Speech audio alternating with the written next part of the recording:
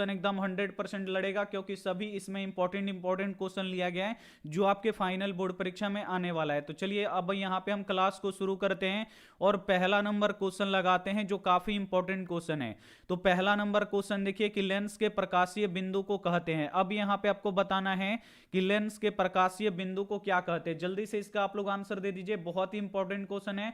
और जो भी हमारे प्यारे बच्चे अभी तक वीडियो को लाइक नहीं किए हैं तो प्लीज आप लोग एक बार वीडियो को लाइक कर दीजिएगा।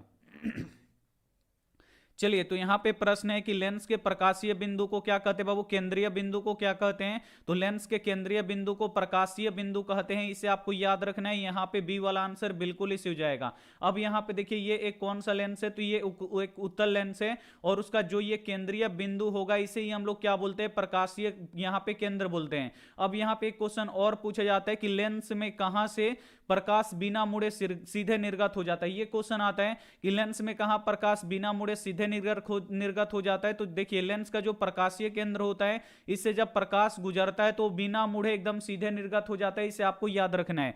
अब यहां पे क्वेश्चन आता है कि लेंस कितने प्रकार के होते हैं। तो बाबू आपको याद रखना है लेंस मुख्यतः दो प्रकार के होते हैं, एक होता है उत्तल लेंस और दूसरा होता है अवतल लेंस। अब देखिए इससे कैसा क्वेश्चन पूछा जाता है। अब यहां पे पूछा जाता है कि वह लेंस जो बीच में मोटा और किनारे पे पतला हो उसे क्या कहते हैं। तो ऐसा क्वेश्चन आता है तो वह लेंस जो बीच में मोटा और दोनों किनारों पर पतला हो उसे उत्तल लेंस कहते हैं। और अवतल लेंस में कैसे पूछेगा कि वह लेंस जो बीच में पतला और दोनों किनारों पर मोटा हो उसे क्या बोलेंगे, तो उसे अवतल लेंस बोलेंगे। तो ऐसे ऐसे क्वेश्चन आता है, साथ में हम ये भी आपको बताते चलेंगे, तो सभी आप लोग समझते हुए चलिएगा।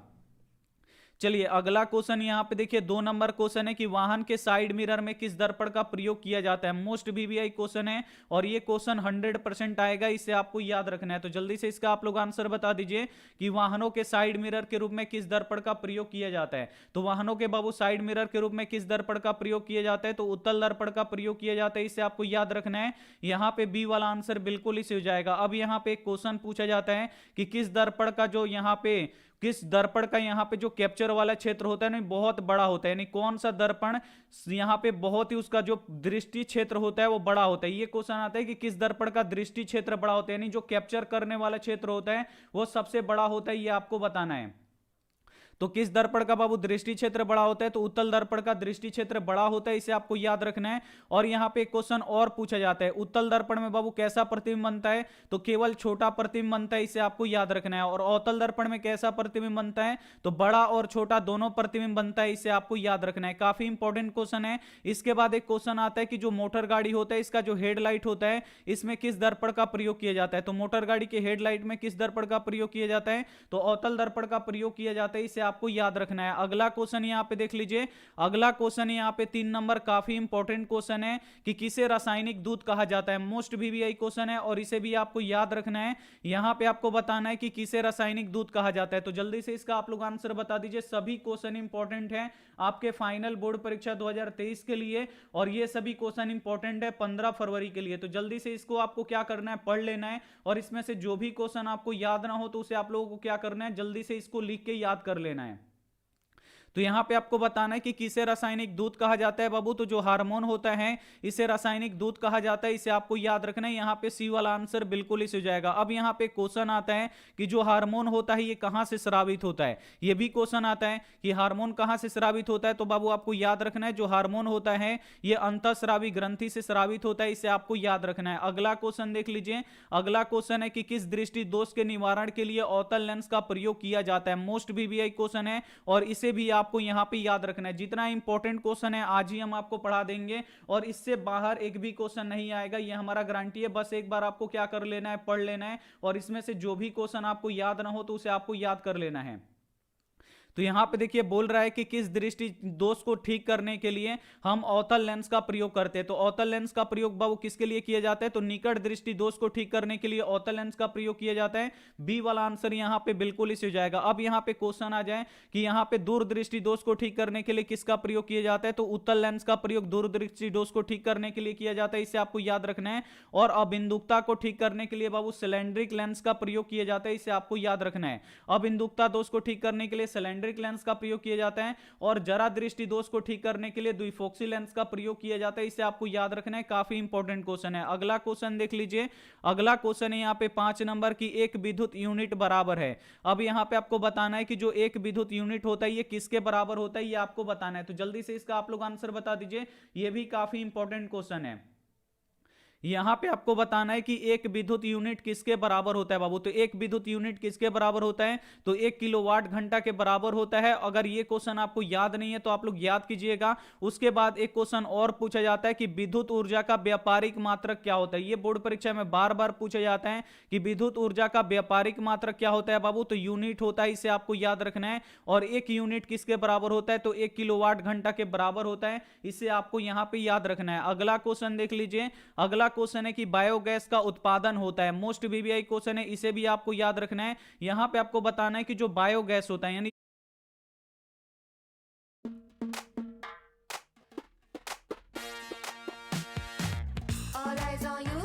आपको याद रखना है, यहां पे आपको बताना है कि जो बायोगैस होता है, यानी जो गोबर गैस होता है, इसका उत्पादन किससे होता है, ये आपको बताना है। तो जल्दी से इसका आप लोग आंसर बता दीजिए कि बायोगैस बाबू किससे बनता है। तो जो बायोगैस होता है, यानी जो गोबर गैस होता है बाबू, ये किससे बनता है, गोबर से बनता है, इसे आपको याद रखना है। यहां पे ए वाला आंसर यहां पे बिल्कुल ही सही हो जाएगा। अब यहां पे क्वेश्चन आता है कि यहां पे जो बायोगैस होता है इसका मुख्य घटक कौन सा गैस होता है। तो ये अगर क्वेश्चन आ गया तो आप लोग क्या आंसर दीजिएगा कि बायोगैस का मुख्य घटक कौन सा गैस होता है बाबू, तो मेथेन गैस होता है, इसे आपको याद रखना है। कौन सा गैस होता है, तो मीथेन गैस होता है, इसे आपको याद रखना है। अगला क्वेश्चन यहां पे देख लीजिए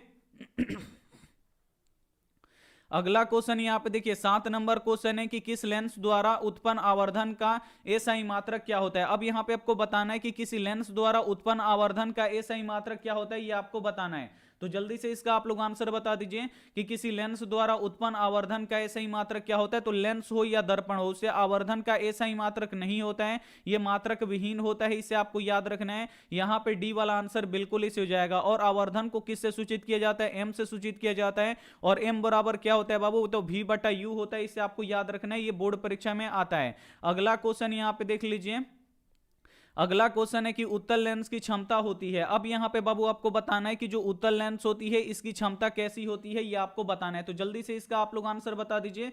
और जो भी बच्चे हमारे प्यारे बच्चे वीडियो को अभी तक आप लाइक नहीं किए तो प्लीज आप लोग वीडियो को एक बार आप लोग लाइक कर दीजिए। अब यहां पे आपको बताना है कि जो उत्तल लेंस होती है इसकी क्षमता कैसी होती है। तो उत्तल लेंस की क्षमता बाबू आपको याद रखना है, धनात्मक होती है।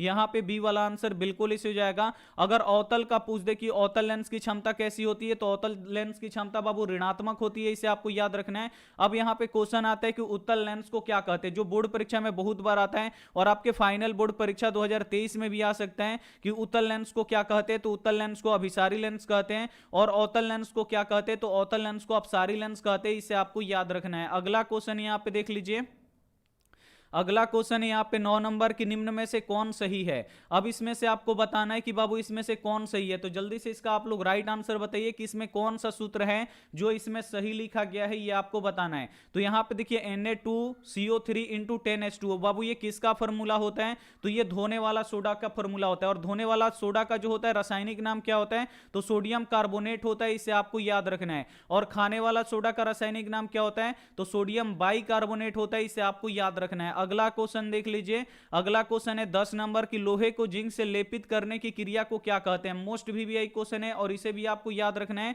कि लोहे को जिंक से लेपित करने की प्रक्रिया को क्या कहते हैं। तो लोहे को जब बाबू जिंक से हम लेपित करते हो तो उसे क्या कहते हैं बाबू, गैल्वेनीकरण कहते हैं, इसे आपको याद रखना है। यहां पे बी वाला आंसर बिल्कुल इसे हो जाएगा। अब यहां पे क्वेश्चन आता है कि एल्यूमिनियम के बर्तन पे यहां पे ऑक्साइड का परत चढ़ाना क्या कहलाता है। तो ये क्या कहलाता है बाबू, एनोडीकरण कहलाता है।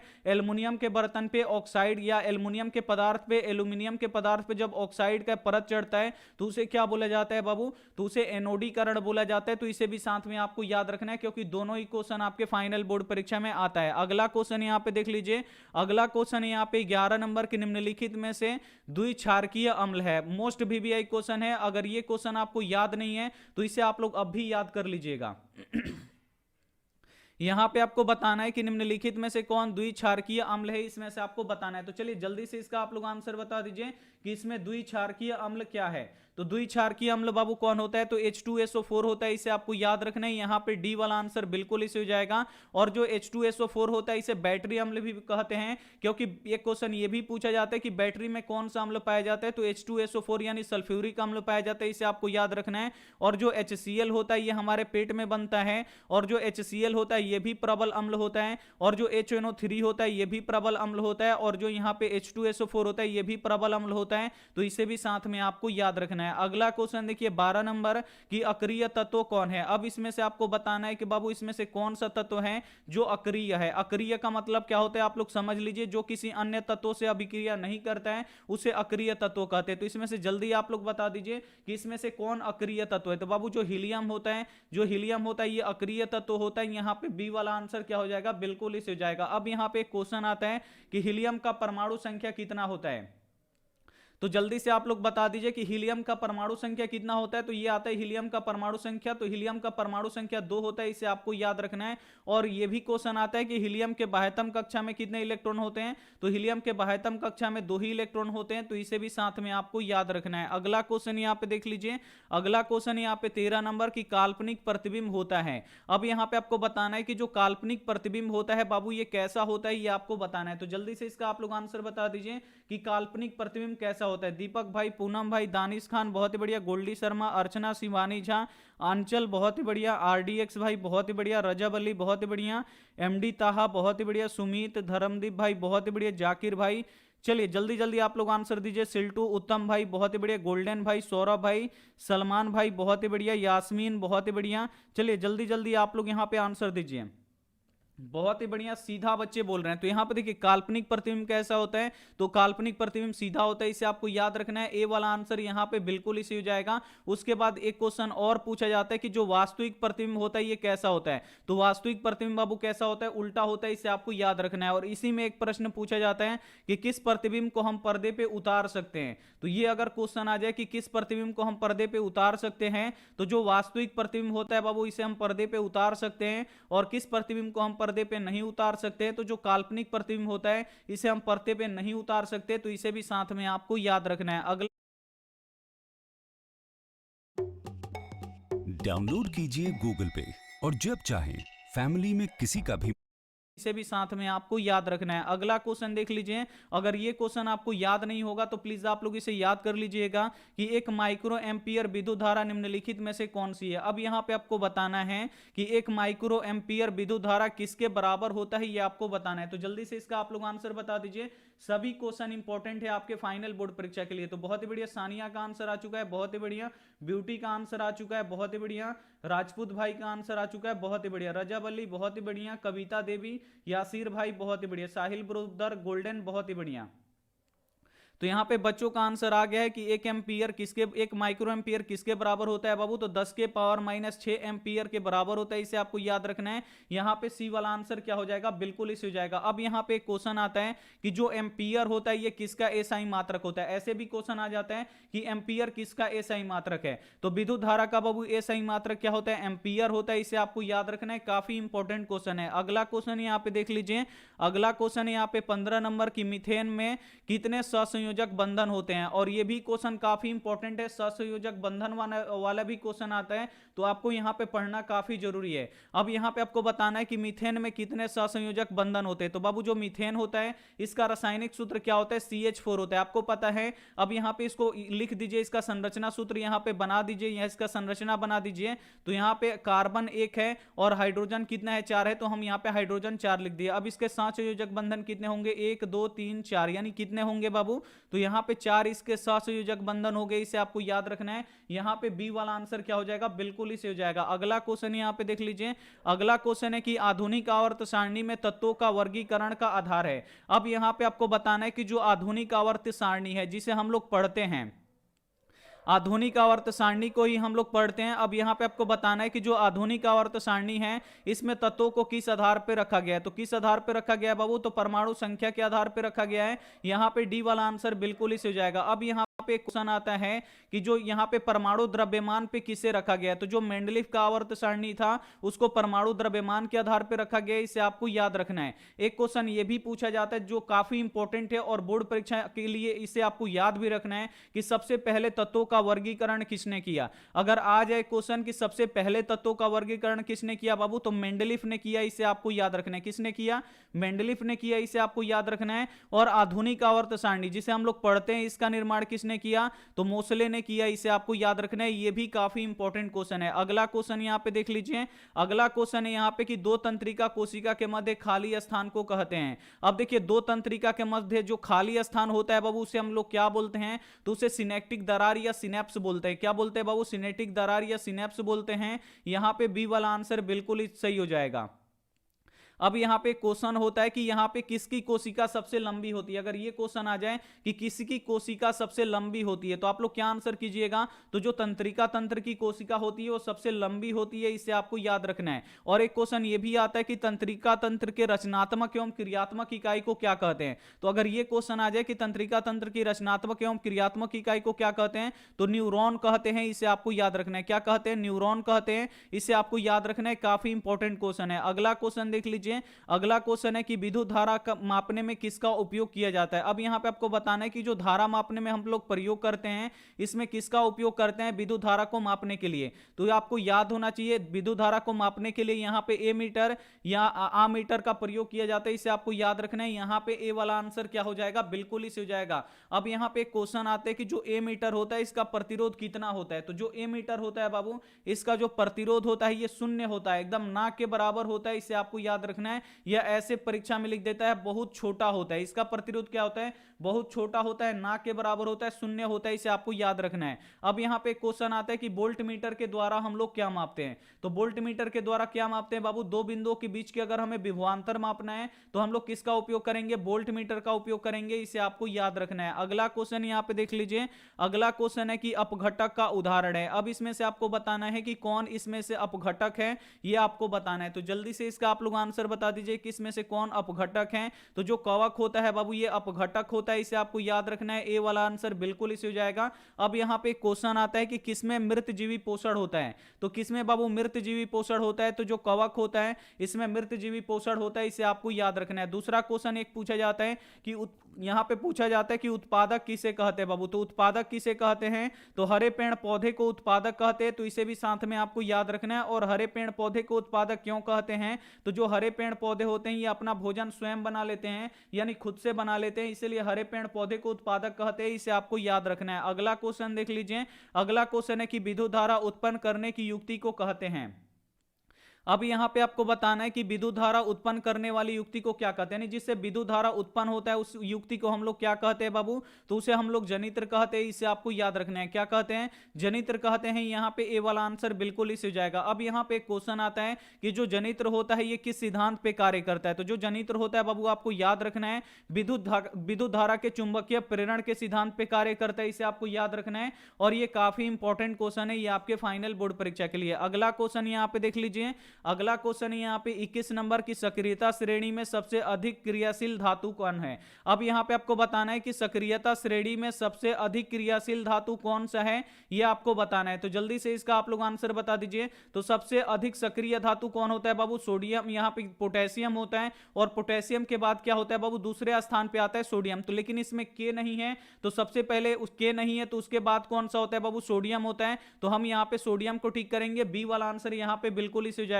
सक्रियता श्रेणी में सबसे अधिक क्रियाशील कौन होता है, सोडियम होता है। अब देखिए सोडियम से एक दो क्वेश्चन आता है जिसे आपको यहां पे याद रखना बहुत ही जरूरी है। सोडियम का सबसे पहले परमाणु संख्या पूछता है, तो 11 होता है। और दूसरा क्वेश्चन पूछा जाता है कि किसे चाकू से काट सकते हैं। तो किसे बाबू चाकू से काट सकते हैं, तो जो सोडियम होता है इसको हम चाकू से काट सकते हैं। तीसरा क्वेश्चन पूछा जाता है कि सोडियम को हम लोग कहां पे रखते हैं। तो सोडियम का बाबू हम लोग कहां पे रखते हैं, तो जल यानी पानी में डुबा के रखते हैं। तो इसे भी साथ में आपको याद रखना है। अगला क्वेश्चन यहां पे देख लीजिए, अगला क्वेश्चन है कि 1 पिकोमीटर बराबर होता है। ये भी मोस्ट बीबीआई क्वेश्चन है। अगर ये क्वेश्चन अगर आपको याद नहीं है तो प्लीज आप लोग इसे नोटबुक पे लिख के जरूर याद कर लीजिएगा। अब यहां पे आपको बताना है कि 1 पिकोमीटर कितने के बराबर होता है, ये आपको बताना है। तो जल्दी से इसका आप लोग आंसर बता दीजिए कि 1 पिकोमीटर किसके बराबर होता है। तो 1 पिकोमीटर बाबू किसके बराबर होता है, तो 10 के पावर माइनस 12 मीटर के बराबर होता है। इसे आपको याद रखना है। यहां पे ए वाला आंसर क्या हो जाएगा, बिल्कुल इसे हो जाएगा। काफी इंपॉर्टेंट क्वेश्चन है और इसे भी आपको क्या रखना है, याद रखना है। अगला क्वेश्चन यहां पे देखिए, जो सोडियम होता है बाबू, इसको कहां पे डुबा के रखा जाता है, तो किरोसिन तेल में डुबा के रखा जाता है। सोडियम को कहां पे रखा जाता है, किरोसिन तेल में डुबा के रखा जाता है। और जो फास्फोरस होता है, इसको कहां पे डुबा के रखा जाता है, तो फास्फोरस को जल में डुबा के रखा जाता है। इसे आपको याद रखना है। अगला क्वेश्चन यहां पे देख लीजिए।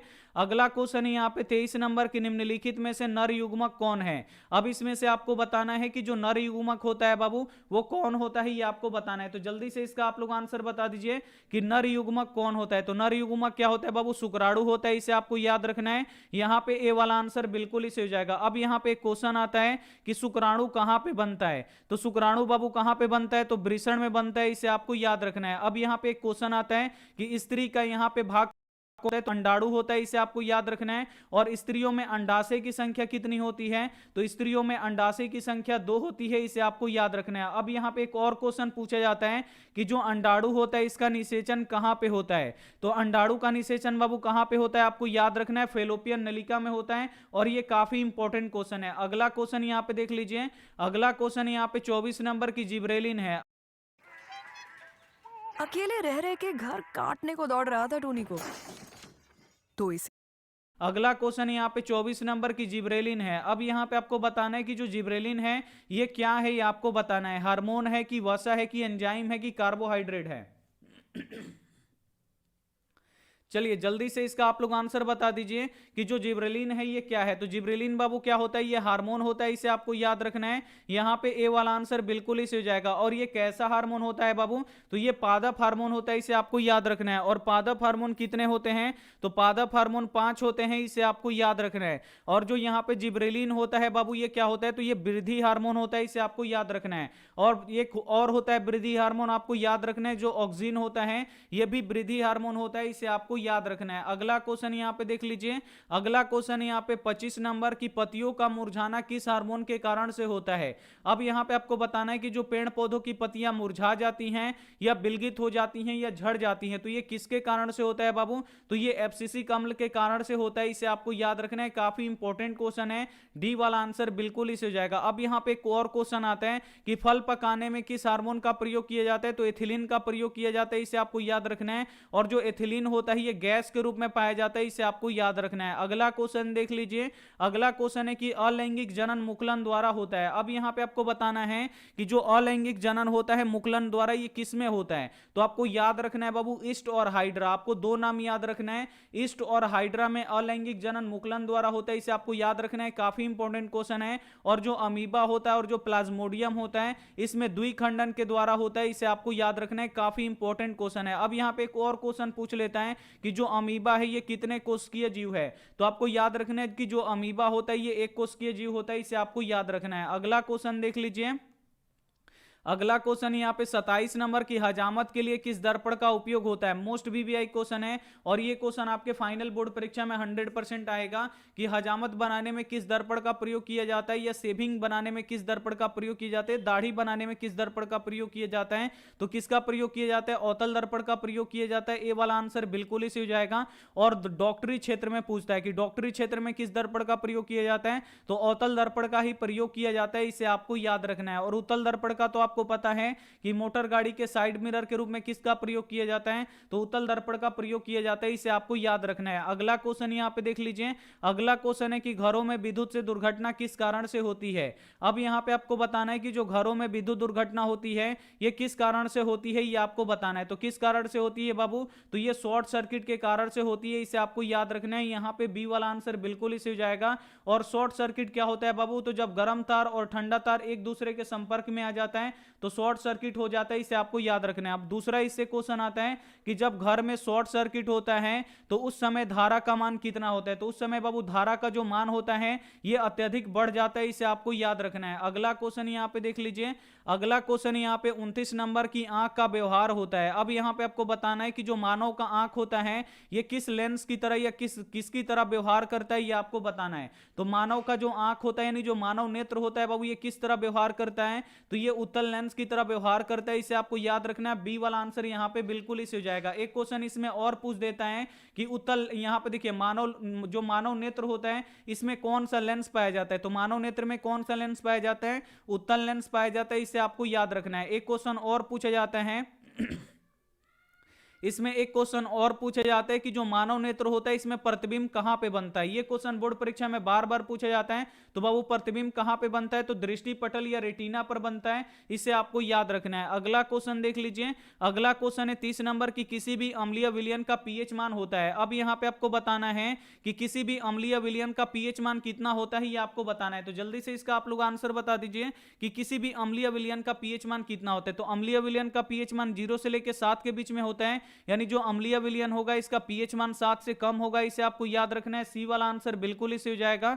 और किसी भी क्षारीय विलयन का पीएच मान कितना होता है, तो 7 से अधिक होता है, यानी 7 से लेकर 14 के बीच में होता है, इसे आपको याद रखना है। अगर उदासीन विलयन पूछ दें कि उदासीन विलयन का पीएच मान कितना होता है, तो उदासीन विलयन का पीएच मान 7 होता है, तो इसे भी साथ में आपको याद रखना है। अगला क्वेश्चन यहां पे देख लीजिए। अगला क्वेश्चन है कि एक अणु सूत्र परंतु विभिन्न संरचना सूत्र वाले यौगिक कहलाते हैं। अब यहां पे आपको बताना है कि जिनका अणु सूत्र समान हो और उनका संरचना सूत्र क्या हो, अलग अलग हो, तो वैसे यहां पे यौगिकों को क्या कहते हैं। और ये काफी इंपॉर्टेंट क्वेश्चन है और इसे आपको याद रखना है कि एक अणु सूत्र परंतु विभिन्न संरचना सूत्र वाले यौगिक को क्या कहते हैं बाबू, तो समवयवी कहते हैं, इसे आपको याद रखना है। यहां पे सी वाला आंसर क्या हो जाएगा, बिल्कुल इसे हो जाएगा और इसे आपको यहां पे याद रखना है। अगला क्वेश्चन यहां पे देखिए 32 नंबर क्वेश्चन है कि एक एंगस्ट्रॉम का मान क्या होता है। अब यहां पे आपको बताना है कि जो एक एंगस्ट्रॉम होता है इसका मान कितना होता है, और यह भी काफी इंपॉर्टेंट क्वेश्चन है, इसे आपको याद रखना है। तो एक एंगस्ट्रॉम बाबू किसके बराबर होता है, तो ये 10 के पावर माइनस 10 मीटर के बराबर होता है, इसे आपको याद रखना है। यहां पे ए वाला आंसर क्या हो जाएगा, यहां पे बिल्कुल इसे हो जाएगा। दूसरा इसमें एक क्वेश्चन पूछा जाता है कि तरंग दैर्ध्य को किसमें मापते हैं। अगर ये क्वेश्चन आ जाए कि तरंग दैर्ध्य को किसमें मापते हैं, तो तरंग दैर्ध्य को एंगस्ट्रॉम में मापते हैं, इसे आपको याद रखना है। अब यहां पे एक क्वेश्चन और आता है यहां पे जब यहां पे एंगस्ट्रॉम आ गया, तो यहां पे एंगस्ट्रॉम को किस में मापते हैं, यानी तरंग दैर्ध्य को किस में मापते हैं, एंगस्ट्रॉम में मापते हैं, इसे आपको याद रखना है। अब यहां पे एक क्वेश्चन आता है कि किस रंग का तरंग दैर्ध्य अधिक होता है। तो अगर ये क्वेश्चन आ जाए कि किस रंग का तरंग दैर्ध्य अधिक होता है, तो लाल रंग का जो तरंग दैर्ध्य होता है बाबू ये सबसे अधिक होता है। और किसका तरंग दैर्ध्य सबसे कम होता है, तो जो बैगनी रंग होता है बाबू, बैगनी रंग का जो तरंग दैर्ध्य होता है ये सबसे कम होता है, इसे आपको याद रखना है। अगला क्वेश्चन यहां पे देख लीजिए। अगला क्वेश्चन यहां पे 33 नंबर कि श्वेत रंग में कितने यहां पे रंगों के मेलों से बना होता है। अब यहां पे आपको बताना है कि जो श्वेत रंग होता है ये कितने रंगों के मेल से बना होता है, ये आपको बताना है। तो काफी इजी क्वेश्चन है, लेकिन ये बोर्ड परीक्षा में आता है। तो जो बाबू श्वेत रंग होता है ये कितने रंगों के मेल से बना होता है, तो ये 7 रंगों के मेल से बना होता है, इसे आपको याद रखना है। डी वाला आंसर बिल्कुल इसे हो जाएगा। अब यहां पे क्वेश्चन आता है कि प्राथमिक रंग कौन कौन से होते हैं, तो आपको याद रखना है RBG, ये आपको याद रखना है। रेड, ब्लू और ग्रीन, ये आपको याद रखना है, ये प्राथमिक रंग होते हैं। मोस्ट VVI क्वेश्चन है ये आपके बोर्ड परीक्षा के लिए। अगर आ जाए कि प्राथमिक रंग कितने होते हैं, तो प्राथमिक रंग 3 होते हैं। कौन कौन होते हैं, तो रेड, ब्लू और ग्रीन होता है, इसे आपको याद रखना है। अगला क्वेश्चन देख लीजिए। अगला क्वेश्चन है 34 नंबर की, फ्लोरीन अपरूप है। अब यहां पे आपको बताना है कि जो फ्लोरीन होता है ये किसका अपरूप होता है। तो जो बाबू फ्लोरीन होता है ये आपको याद रखना है, ये कार्बन का अपरूप होता है। यहां पे सी वाला आंसर क्या हो जाएगा, बिल्कुल इस हो जाएगा। और कार्बन के अपरूप और कौन कौन से होते हैं, तो हीरा और ग्रेफाइट आपको याद रखना है कि जो हीरा और ग्रेफाइट होता है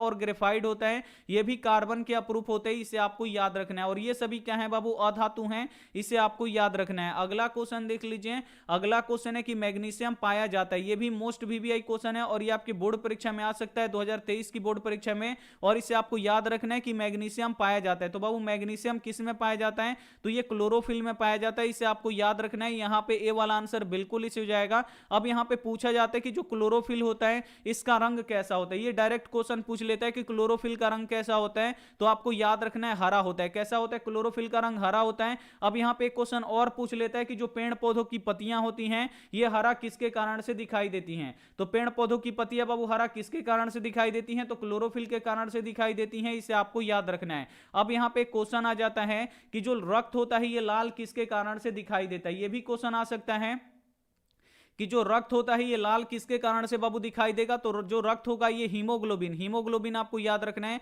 हीमोग्लोबिन के कारण जो रक्त होता है ये लाल दिखाई देता है। अब यहां पे क्वेश्चन पूछा जाता है कि जो मनुष्य का शरीर होता है इसमें ऑक्सीजन का परिवहन कौन करता है, तो ऑक्सीजन का परिवहन कौन करता है बाबू, लाल रक्त कणिकाएं करता है, इसे आपको याद रखना है। अगला क्वेश्चन देख लीजिए, अगला क्वेश्चन है कि उभयलिंगी जीव है। अब इसमें से आपको बताना है बाबू कि कौन उभयलिंगी जीव है, और ये अगर क्वेश्चन आपको याद नहीं होगा तो इसे आप लोग जरूर याद कीजिएगा, काफी इंपॉर्टेंट क्वेश्चन है। तो उभयलिंगी जंतु इसमें से कौन सा है बाबू, तो जो केचुआ होता है ये उभयलिंगी जंतु होता है, इसमें दोनों लिंग पाए जाते हैं। यहां पे ए वाला आंसर बिल्कुल इस हो जाएगा। अब यहां पे क्वेश्चन आता है कि कौन ऐसा जीव है जो अपने त्वचा से, बाबू यहां पे आपको याद रखना है कि कौन ऐसा जीव है जो अपने त्वचा से श्वसन करता है, तो ये भी आपको याद रखना है कि जो केंचुआ होता है ये अपने त्वचा से श्वसन करता है, इसे आपको यहां पे याद रखना है। अगला क्वेश्चन यहां पे देख लीजिए, अगला क्वेश्चन यहां पे 37 नंबर की वृक्क के रचनात्मक एवं क्रियात्मक इकाई को क्या कहते हैं, जल्दी से इसका आप लोग आंसर बता दीजिए कि वृक्क के रचनात्मक एवं क्रियात्मक इकाई को क्या कहते हैं।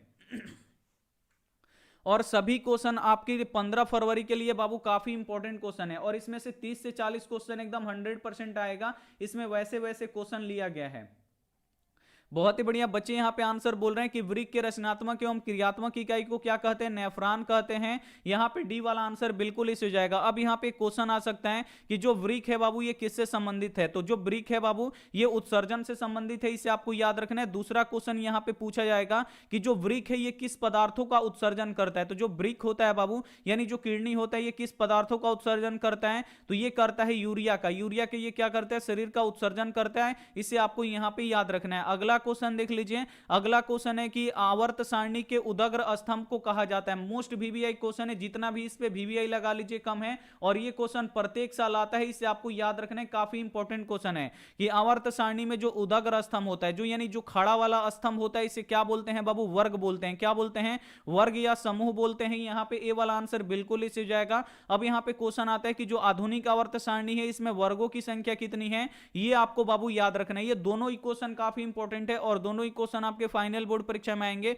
तो आधुनिक आवर्त सारणी में बाबू उदग्र स्तंभों की संख्या कितनी है, 18 है, इसे आपको याद रखना है। और उदग्र स्तंभ को क्या कहा जाता है, वर्ग कहा जाता है, इसे आपको याद रखना है। अब ये भी क्वेश्चन पूछ देगा कि आधुनिक आवर्त सारणी में जो ये क्षैतिज कतारें होती हैं इसे क्या बोला जाता है, तो क्षैतिज कतारों को बाबू आवर्त बोला जाता है, इसे आपको याद रखना है। और आवर्तों की अगर संख्या बोल दे तो कितना होता है, तो आवर्तों की संख्या 7 होता है। अब यहां पे एक और नया पे क्वेश्चन पूछ रहा है कि कौन सा आवर्त है जो अभी तक खाली है यानी अभी तक अधूरा है, तो आपको याद रखना है कि जो 7वां आवर्त है बाबू ये अभी तक खाली है, अभी तक अधूरा है, इसे आपको याद रखना है। इसमें जितना क्वेश्चन बताए हैं बाबू इंपॉर्टेंट है, इसे आपको क्या रखना है, याद रखना है। अगला क्वेश्चन यहां पे देख लीजिए, अगला क्वेश्चन है कि पौधों में लैंगिक जनन होता है। अब यहां पे आपको बताना है कि जो पौधे होते हैं इसमें लैंगिक जनन किसके द्वारा होता है बाबू, ये आपको बताना है। तो ये काफी इंपॉर्टेंट क्वेश्चन है बाबू कि जो पौधे होते हैं इसमें लैंगिक जनन आपको याद रखना है, फूलों के द्वारा होता है। किसके द्वारा होता है बाबू, फूलों के द्वारा होता है, इसे आपको याद रखना है। अब यहां पे क्वेश्चन पूछा जाता है कि रंध्र कहां पे पाए जाते हैं। ये क्वेश्चन बोर्ड परीक्षा में बहुत बार पूछा जाता है कि बाबू जो रंध्र होते हैं कहां पे पाए जाते हैं, पतियों में पाए जाते हैं, इसे आपको याद रखना है। अब यहां पे एक क्वेश्चन और पूछा जाता है कि जो यहां पे पेड़ पे जो फल लगते हैं जिसे हम लोग खाते हैं, जो फल होता है ये फल किससे बनता है पेड़ पौधों में, ये आपको बताना है। तो जो पेड़ पौधों का अंडाशय होता है बाबू वही विकसित होकर क्या बनता है, फल बनता है, इसे आपको याद रखना है। आप बच्चे यहां पे आंसर कर देते हैं कि फूल फल बन जाता है, तो बिल्कुल ऐसा बात नहीं है बाबू, गलत है। जो अंडाशय वाला भाग होता है वही क्या होता है, फल बनता है, इसे आपको याद रखना है। अगला क्वेश्चन देख लीजिए, अगला क्वेश्चन है कि आमीटर को विद्युत परिपथ में कैसे जोड़ा जाता है। काफी इंपॉर्टेंट क्वेश्चन है बाबू, यहां पे आपको बताना है कि जो आमीटर होता है इसको विद्युत परिपथ में कैसे जोड़ा जाता है। तो विद्युत परिपथ में बाबू कैसे जोड़ा जाता है, श्रेणी क्रम में जोड़ा जाता है, इसे आपको याद रखना है। ए वाला आंसर बिल्कुल इसे जाएगा। और श्रेणी क्रम क्या होता है बाबू कि जो इस तरीके से हम लोग प्रतिरोध को जोड़ते हैं, इस तरीके से जब हम लोग प्रतिरोध को जोड़ते हैं तो ये क्या होता है, श्रेणी क्रम होता है। और पार्श्वबद्ध क्रम क्या होता है कि जब कई प्रतिरोधों का एक सिरा एक साथ और दूसरा सिरा क्या किया जाता है, एक साथ जोड़ा जाता है, उसे हम लोग पार्श्वबद्ध या श्रेणी क्रम कहा जाता है। तो जो बाबू वोल्ट मीटर होता है इसे आपको याद रखना है। जो वोल्ट मीटर होता है इसको हम किस क्रम में जोड़ते हैं, तो पार्श्वबद्ध क्रम यानी यहां पे समानांतर क्रम में जोड़ा जाता है, इसे आपको याद रखना है। काफी इंपॉर्टेंट क्वेश्चन है और दोनों क्वेश्चन आपके फाइनल बोर्ड परीक्षा में आते रहते हैं, इसे आपको याद रखना है। अगला क्वेश्चन देखिए कि कार्बन और हाइड्रोजन के संयोग से क्या बनता है। ये काफी इंपॉर्टेंट क्वेश्चन है। ये भी आता है कि कार्बन और हाइड्रोजन के संयोग से क्या बनता है। तो कार्बन और हाइड्रोजन के संयोग से बाबू क्या क्या बनता है, तो हाइड्रोकार्बन बनता है। यहाँ पे बी वाला आंसर बिल्कुल इसी हो जाएगा। और सबसे सरलतम हाइड्रोकार्बन पूछता है, तो सबसे सरलतम हाइड्रोकार्बन क्या होता है, मीथेन होता है, इसे आपको याद रखना है। अब यहाँ पे बोला जाता है कि वर्ग कितने को हम लोग हैलोजन बोलते हैं, तो ये काफी इंपॉर्टेंट क्वेश्चन है बाबू, और इसे आपको यहाँ पे याद रखना है कि वर्ग कितने के तत्वों को हम लोग हैलोजन बोलते हैं। तो इसका आपको आंसर याद होना चाहिए। और निष्क्रिय गैसों को कहां पे रखा गया है, इसे भी आपको साथ में याद रखना है। दोनों ही क्वेश्चन काफी इंपॉर्टेंट को है और दोनों का आपको आंसर पता होना चाहिए। यानी हैलोजन किस वर्ग को कहते हैं बाबू, तो जो वर्ग 17 होता है इसको हैलोजन कहते हैं, इसे आपको याद रखना है। और निष्क्रिय तत्वों को कहां पे रखा गया है, तो जो निष्क्रिय तत्व हैं इनको वर्ग 18 में रखा गया है, इसे आपको याद रखना है। काफी इंपॉर्टेंट क्वेश्चन है। अगला क्वेश्चन देख लीजिए। अगला क्वेश्चन है कि आवर्त सारणी के प्रथम वर्ग के सदस्य हैं, और ये क्वेश्चन अगर आपको नहीं याद होगा तो इसे आप लोग 100% याद कर लीजिएगा, क्योंकि ये सभी क्वेश्चन 15 फरवरी के लिए बाबू काफी इंपॉर्टेंट क्वेश्चन है, काफी महत्वपूर्ण क्वेश्चन है। यहां पे आपको बताना है कि आवर्त सारणी के प्रथम वर्ग के सदस्य को क्या कहते हैं बाबू, तो क्षारीय धातु या क्षार धातु कहते हैं, इसे आपको याद रखना है। बी वाला आंसर बिल्कुल इसे हो जाएगा। अब यहां पे एक और क्वेश्चन पूछ देता है कि वर्ग 2 के तत्वों को क्या कहते हैं, तो वर्ग 2 के तत्वों को क्षारीय मृदा धातु कहते हैं। बस इसमें आपको क्या मिला देना है, मृदा मिला देना है, क्षारीय मृदा धातु बोलते हैं, इसे आपको याद रखना है। अब यहां पे क्वेश्चन आता है कि आवर्त सारणी में किस ओर धातु को रखा गया है, तो अगर ये क्वेश्चन आ जाएगा तो आप लोग क्या आंसर दीजिएगा कि आवर्त सारणी में किस ओर धातु को रखा गया है बाबू, तो बाएं ओर आपको याद रखना है। कहां पे रखा गया है, तो बाएं ओर धातु को रखा गया है। और अधातु को कहां पे रखा गया है, तो अधातु को दाएं ओर रखा गया, तो इसे भी साथ में आपको याद रखना है। काफी इंपॉर्टेंट क्वेश्चन हम आपको बताए हैं। अगला क्वेश्चन यहां पे देख लीजिए। अगला क्वेश्चन है कि स्वपोषी पोषण के लिए आवश्यक है। अब यहां पे आपको बताना है कि बाबू जो स्वपोषी पोषण होता है इसके लिए क्या आवश्यक होता है, ये आपको बताना है। तो सबसे पहले आपको पता होना चाहिए कि स्वपोषी पोषण किस में होता है। डाउनलोड कीजिए गूगल पे और जब चाहें फैमिली में किसी का भी पहले आपको पता होना चाहिए कि स्वपोषी पोषण किस में होता है, तो ये होता है पेड़ पौधों में। और पेड़ पौधे क्या करते हैं, ये अपना भोजन बनाते हैं, और भोजन बनाने के लिए कार्बन डाइऑक्साइड का उपयोग करते हैं, क्लोरोफिल का उपयोग करते हैं, और यहाँ पे सूर्य का प्रकाश का उपयोग करते हैं। यानी इनमें से सभी का उपयोग करते हैं। डी वाला आंसर यहाँ पे बिल्कुल इस हो जाएगा। और ये भी क्वेश्चन याद रखना है, ये क्वेश्चन हम यहाँ पे लिख के देते हैं, ये 100% आएगा आपके फाइनल बोर्ड परीक्षा में। अगला क्वेश्चन देखिए कि खुला परिसरण तंत्र पाया जाता है। ये भी काफी इंपॉर्टेंट क्वेश्चन है कि खुला परिसरण तंत्र किस में पाया जाता है, तो खुला परिसरण तंत्र बाबू किस में पाया जाता है, आपको याद रखना है, कॉकरोच में पाया जाता है। यहां पे बी वाला आंसर क्या हो जाएगा, बिल्कुल इसे हो जाएगा। काफी इंपॉर्टेंट क्वेश्चन है। अब यहां पे क्वेश्चन आता है कि कॉकरोच में हीमोग्लोबिन पाया जाता है कि नहीं पाया जाता है। तो जो बाबू हीमोग्लोबिन होता है, यहाँ पे जो कॉकरोच होता है इसमें हीमोग्लोबिन नहीं पाया जाता है, इसे आपको याद रखना है। इसीलिए जो इसका रक्त होता है ये सफेद होता है, इसे आपको याद रखना है। ये भी क्वेश्चन दे देगा कि यहाँ पे जो कॉकरोच होता है इसका जो रक्त होता है ये सफेद यानी व्हाइट किसके कमी के कारण से होता है और किस लिए होता है, जो कॉकरोच होता है इसका रक्त सफेद क्यों होता है। तो आप लोग को आंसर देना होगा कि हीमोग्लोबिन नहीं होता है, इसीलिए जो कॉकरोच होता है इसका जो रक्त होता है ये सफेद होता है। और मक्खी में भी यही नियम लागू होता है, जो मक्खी भी होती है उसमें भी हीमोग्लोबिन नहीं पाया जाता है, इसे आपको याद रखना है। अगला क्वेश्चन यहां पे देख लीजिए। अगला क्वेश्चन है कि निम्नलिखित प्रकाश के रंगों में किस रंग का अपर्तनांक अधिकतम है। अब यहां पे आपको बताना है कि किस रंग का अपर्तनांक सबसे अधिक होता है। मोस्ट वीवीआई क्वेश्चन है और इसे भी आपको यहां पे याद रखना है। आप लोग तो जानते हैं कि किस रंग का तरंग दैर्ध्य अधिक होता है, कौन सा सबसे अधिक झुकता है, ये सभी तो आपको पता है। लेकिन अब आपको यहां पे बताना है कि किस रंग का अपर्तनांक सबसे अधिक होता है बाबू। तो किसका अपर्तनांक सबसे अधिक होता है, तो आपको याद रखना है बैगनी रंग जो होता है इसका अपर्तनांक सबसे अधिक होता है। डी वाला आंसर बिल्कुल इसी हो जाएगा। और जो लाल रंग होता है इसका अपर्तनांक सबसे कम होता है, इसे आपको याद रखना है। यह भी काफी इंपॉर्टेंट क्वेश्चन है। अगला क्वेश्चन यहां पे देखिए कि सामान्य अनुशीतलन रक्तदाब होता है। अब यहां पे एक अनुशीतलन आता है, एक प्रांकुंचन आता है, तो बच्चे इसमें कंफ्यूजन रहते हैं एकदम बराबर। तो आज एक हम आपको ट्रिक बताएंगे, ट्रिक से आप लोग क्या कर सकते हैं, हमेशा हमेशा के लिए याद कर सकते हैं। तो अब यहां पे आपको बताना है कि बाबू यहां पे अनुशीतलन दाब कितना होता है। तो अनुशीतलन दाब कितना होता है बाबू, तो 80 mmHg होता है, यानी 8 से ये शुरू हो रहा है। अ से अनुशीतलन और अ से क्या होता है, यहां पे 8 होता है। तो इसे आप लोग यहां पे रिलेट करके यहां पे याद कर सकते हैं। जब भी यहां पे अनुशीतलन आएगा तो अ से क्या होता है 8 होता है, और जो 80 होता है इसके पहले क्या होता है, यहां पे 8 होता है। तो ऐसे आप लोग करके याद रख सकते हैं। और जो दूसरा प्रांकुंचन बचा, तो एक अगर याद हो गया तो दूसरा आपको याद हो जाएगा 120 mm क्या होता है, Hg होता है। इस तरीके से आप लोग याद रख सकते हैं। तो अब आपको आप लोग अब कभी भी नहीं कंफ्यूजन होइएगा, जब भी यहां पे पूछेगा कि अनुशीतलन दाब कितना होता है तो अ से अनुशीतलन और अ से 8 होगा, 80 mmHg क्या हो जाएगा यहां पे बिल्कुल राइट आंसर हो जाएगा। चलिए अगला क्वेश्चन देख लीजिए। अगला क्वेश्चन है कि विभक्त वलय का उपयोग किस उपकरण में किया जाता है। अब यहां पे आपको बताना है कि जो विभक्त वलय होता है बाबू इसका उपयोग किस उपकरण में किया जाता है, तो विद्युत जनित्र में किया जाता है। इसे आपको याद रखना है। बी वाला आंसर यहां पे क्या हो जाएगा, यहां पे देखिए यहां पे विद्युत यहां पे आपको बताना है कि जो विभक्त वलय होता है इसका उपयोग कहां पे किया जाता है, तो विद्युत मोटर में किया जाता है। किस में किया जाता है आपको यहां पे याद रखना है, विद्युत मोटर में किया जाता है। यहां पे ए वाला आंसर बिल्कुल इस हो जाएगा। अब यहां पे क्वेश्चन आता है कि जो विद्युत मोटर होता है ये क्या करता है, तो विद्युत मोटर क्या करता है, ये विद्युत ऊर्जा को क्या करता है, ये विद्युत ऊर्जा को यांत्रिक ऊर्जा में बदलता है। और जो जनित्र होता है बाबू जिससे बिजली उत्पन्न होता है ये क्या करता है कि ये यांत्रिक ऊर्जा को विद्युत ऊर्जा में बदलता है। इसे आपको याद रखना है। अगला क्वेश्चन देखिए यहां पे 48 नंबर कि मानव रक्त में उपस्थित यूरिया की सामान्य मात्रा होती है। अब यहां पे आपको बताना है कि जो मानव रक्त होता है यानी जो मानव का खून होता है इसमें यूरिया कितना होता है ये आपको बताना है। यानी 100 ml रक्त में आपको बताना है कि यूरिया की मात्रा कितनी होती है, तो यूरिया की मात्रा बाबू 20 mg होती है। इसे आपको याद रखना है। बी वाला आंसर बिल्कुल इसे हो जाएगा। अगर आपसे कोई पूछ दे कि रक्त का पीएच मान कितना होता है तो आप लोग क्या आंसर कीजिएगा, और ये भी क्वेश्चन बोर्ड परीक्षा में आता है। तो रक्त का पीएच मान कितना होता है, तो 7.4 होता है। इसे आपको याद रखना है। बहुत इंपॉर्टेंट क्वेश्चन है और ये आपके बोर्ड परीक्षा में आता है। अगर ये क्वेश्चन आ जाए कि उदासीन विलयन का पीएच मान कितना होता है, तो उदासीन विलयन का पीएच मान 7 होता है। तो इसे भी साथ में आपको याद रखना है। अगला क्वेश्चन देख लीजिए।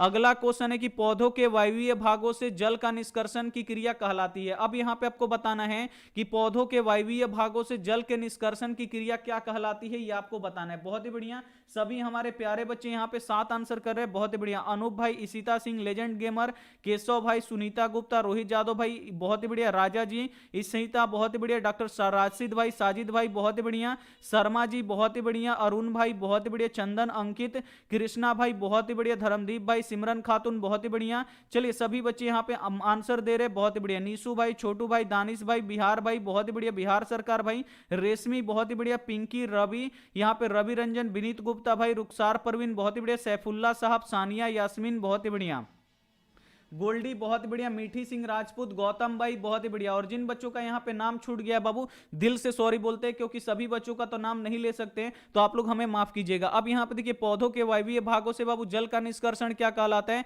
तो वातपोत्सर्जन कहलाता है। यहाँ पे डी वाला आंसर यहाँ पे बिल्कुल इस हो जाएगा। अब यहाँ पे क्वेश्चन आता है कि जो वातपोत्सर्जन की क्रिया होती है ये कहां से होती है, पेड़ पौधों में कहां से वातपोत्सर्जन की क्रिया होती है बाबू, तो पेड़ पौधों में जो पत्तियां होती हैं और पत्तियों में जो रंध्र पाए जाते हैं वहां से क्या होता है कि वातपोत्सर्जन की क्रिया होती है। इसे आपको याद रखना है। अब इसमें एक और क्वेश्चन पूछा जाता है कि जो वातपोत्सर्जन क्रिया है ये भौतिक क्रिया है कि यहां पे रासायनिक क्रिया है, तो आपको याद रखना है कि जो वातपोत्सर्जन की क्रिया है ये एक भौतिक क्रिया है। इसे आपको याद रखना है। अगला क्वेश्चन देख लीजिए। अगला क्वेश्चन है कि किस क्रिया के द्वारा सब, यहां पे देखिए कौन सी क्रिया सभी जीवों के लिए अनिवार्य है यानी जरूरी है, यहां पे आपको बताना है कि इसमें से कौन सी क्रिया है जो सभी जीवों के लिए अनिवार्य है यानी जरूरी है। तो बाबू सभी जीवों के लिए क्या है, जो जीवित है चीज उसके लिए यहां पे श्वसन की बहुत ही आवश्यक्ता पड़ती है। अगर श्वसन नहीं करेगा तो वो क्या हो जाएगा, निर्जीव हो जाएगा। तो यहां पे सभी जीवों के लिए अनिवार्य क्या है, श्वसन है। सी वाला आंसर बिल्कुल इस हो जाएगा। एक क्वेश्चन में बच्चे बहुत ही ज्यादा कंफ्यूज रहते हैं और ये कंफ्यूजन आज आपको दूर करना है कि पेड़ पौधे और जो मनुष्य होता है, आपको याद रखना है कि जो पेड़ पौधे होते हैं और जो मनुष्य होते हैं ये श्वसन में किस गैस के उपयोग करते हैं, तो ये ऑक्सीजन गैस का उपयोग करते हैं और कार्बन डाइऑक्साइड गैस को छोड़ते हैं। इसीलिए बोला जाता है बाबू कि पेड़ यानी रात के समय आपको पेड़ के नीचे नहीं सोना चाहिए। ये क्यों बोला जाता है कि रात के समय पेड़ के नीचे नहीं सोना चाहिए, क्योंकि रात में क्या होता है कि सूर्य का प्रकाश नहीं होता है और जब सूर्य का प्रकाश नहीं होता है तो ये प्रकाश संश्लेषण की क्रिया नहीं करता है, केवल क्या करता है जो पेड़ पौधे होते हैं ये श्वसन करते हैं। यानी श्वसन में क्या करते हैं कि जो आसपास के बाबू ऑक्सीजन होता है इसको ग्रहण करते हैं और कार्बन डाइऑक्साइड छोड़ते हैं।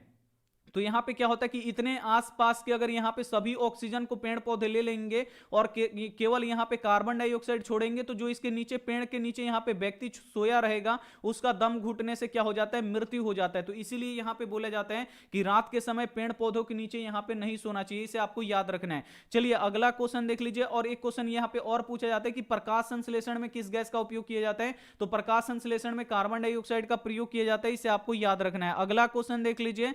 अगला क्वेश्चन है कि दही के जमने में कौन सी क्रिया होती है। अब यहां पे आपको बताना है बाबू, आप लोग दही खाते हैं, बहुत ही प्यार से दही खाते हैं। अब यहां पे आपको बताना है कि दही में कौन सी क्रिया होती है, जमने में कौन सी क्रिया होती है, तो किण्वन की क्रिया होती है, इसे आपको याद रखना है। अब तो ये पुराना क्वेश्चन हो गया। अब ये क्वेश्चन पूछ रहा है कि दही की जो दही होती है इसमें कौन सा अम्ल पाया जाता है। तो दही में बाबू कौन सा अम्ल पाया जाता है, तो लैक्टिक अम्ल पाया जाता है। अब ये क्वेश्चन आ रहा है कि दही में कौन सी यहां पे बैक्टीरिया पाए जाते हैं, दही में कौन सी जीवाणु पाए जाते हैं, ये आपको बताना है। तो ये बाबू क्वेश्चन आपको याद रखना है कि जो दही होता है इसमें लैक्टोबेसिस पाए जाते हैं। जीवाणु में अगर पूछ दे कि दही में कौन से जीवाणु पाए जाते हैं, तो लैक्टोबेसिस पाए जाते हैं, इसे आपको याद रखना है। काफी इंपॉर्टेंट क्वेश्चन है। अगला क्वेश्चन देखिए कि पौधों में गैसों का निष्कासन किस क्रिया के उपयोग से होता है। अब यहां पे आपको पता है कि जो पौधे होते हैं ये गैसों का आदान प्रदान करते हैं, यानी गैसों का निष्कासन करते हैं। और किसके द्वारा करते हैं, तो रंध्रों के द्वारा करते हैं, आपको पता है। लेकिन किस क्रिया के द्वारा करते हैं, यहां पे क्रिया पूछा गया कि किस क्रिया का उपयोग करके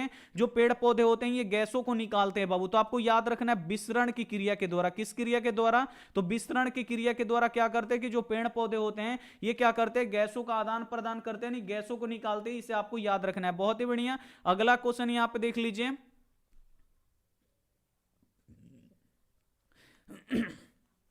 चलिए अगला क्वेश्चन है यहां पे कि अमलगम एक मिश्र धातु है जिसमें एक धातु हमेशा रहता है, और इसे भी आपको याद रखना है। काफी इंपॉर्टेंट क्वेश्चन है और इसे बोर्ड परीक्षा में पूछे हुए बहुत ही दिन हो गया, तो आपके ये 2023 बोर्ड परीक्षा में आ सकता है। तो इसे आपको याद रखना है कि जब अमलगम बाबू बनता है, इसमें अमलगम एक आपको पता है कि मिश्र धातु है, यानी दो पदार्थों से मिलकर बना होता है। तो इसमें हमेशा एक धातु कौन होता है बाबू, तो आपको याद रखना है पारा इसमें क्या होता है, हमेशा रहता है। यहां पे सी वाला आंसर बिल्कुल इस हो जाएगा। अब यहां पे क्वेश्चन आता है कि जो पारा